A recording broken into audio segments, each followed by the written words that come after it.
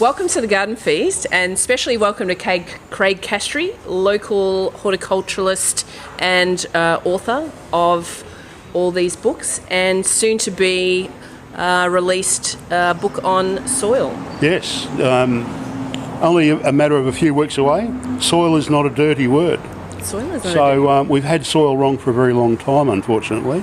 So this will uncover how we got there, why we got there, what is the consequences, and how we move forward differently. So, but with Mother's Day coming up, we've got some wonderful gifts that you could potentially give to Mum. So perhaps we should go through them, I guess. I guess. Edible Gardens, a Practical Guide is pretty well, as it says, a guide on how to turn your existing garden into a place to grow food. You don't need a vegetable garden to grow food, and I think that this book goes through all of the things that you could be doing very differently than what you currently do in a vegetable patch, which generally gets most people into trouble. So we talk about companion plants, composting, worm farming, how to keep backyard chickens, all of those things. Composting, worm farming, even a touch on aquaponics. What about all these houses that are getting built at the moment that are so tiny? Oh yes, but you don't need a great deal of space. I mean, I live on a 500 square metre block, and I use vertical space. It's all about using innovative ways to be able to fit what space you have available to grow things. You know, wide leaf plants don't necessarily need a great deal of sun. You know, they're good shade lovers, you know. So when I talk about all of those places that you could be fitting more into your gardens, whether they be front yard or backyard.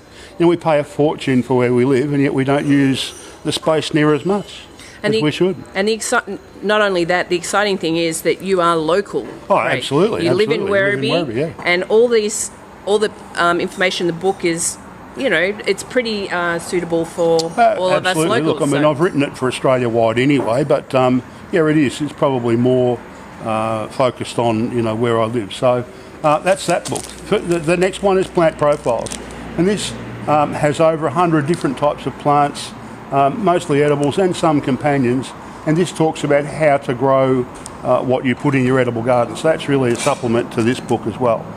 It talks about their history a little, you know, culinary excerpts of what you can use them for, companions and so forth, how big they grow and what have you. Edible Gardening Secrets is really all the tips and things that I've learned that's made gardening a joy. There's some great things. I mean, there's one particularly for helping you net fruit trees very easily, and it's to reuse and repurpose, and it involves a tomato stake and a 1.25 litre empty bottle. And let me tell you, once you use one of these, and a nail, once you use one of these, it's worth $25. Have you got a video on that? Yes, we have actually. We have. Oh, Yeah. That'd be good too. Growing and grafting fruit trees for the Aussie backyard.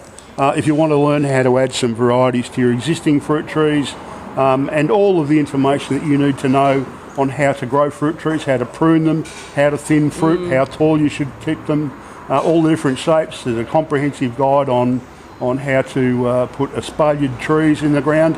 Again, using space wisely. We've all got fences. Why wouldn't you use a fence to grow an espalier against? You get to use the soil below to put the companion plants in, and I've got, I'm on a small block, 500 square metres, and I've got 5 apple trees, 3 of which are espaliered, and I've got 35 varieties of apple.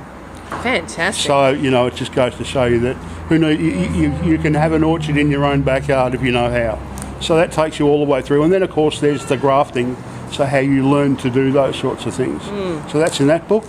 And then there is the Piesta Resistance. Oh, so whilst you're growing all this food, you've got to do something with it. So to live a simple urban life, this is a cookbook to get you back toward being a bit more self-sufficient than you are. I don't use any chemicals either in the garden or in any of my recipes. So from sourdough bread, turning your tomatoes into passata, making your own homemade pasta, curing your own meats. There's cheese making. There's about 12 different varieties of cheese in there: Camembert, Feta, Stilton, Parmesan, you name it. It's all in there. So even a Christmas cake, Marie.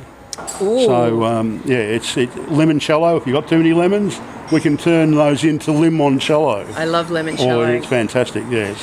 So look, I've been in this game a long, long time, and I've made all the mistakes. And this is all about short-circuiting, making the same mistakes. They're costly, they're frustrating, you know, and be able to cut out the chemicals by using things like companion planting, warding off your pests and so forth.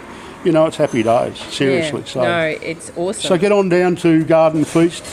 It's my favourite nursery, by the way. This is where I come to get most of my seedlings and fruit trees and so forth. So it's a great place, and there's a wonderful cafe here. So please make sure you get down here. If you're looking for books and save on postage, they're here. And Craig signed them all, so yes, they thank are. you, Craig. All autographs, so no worries. Thanks for having me. Thank you. No worries, all the best.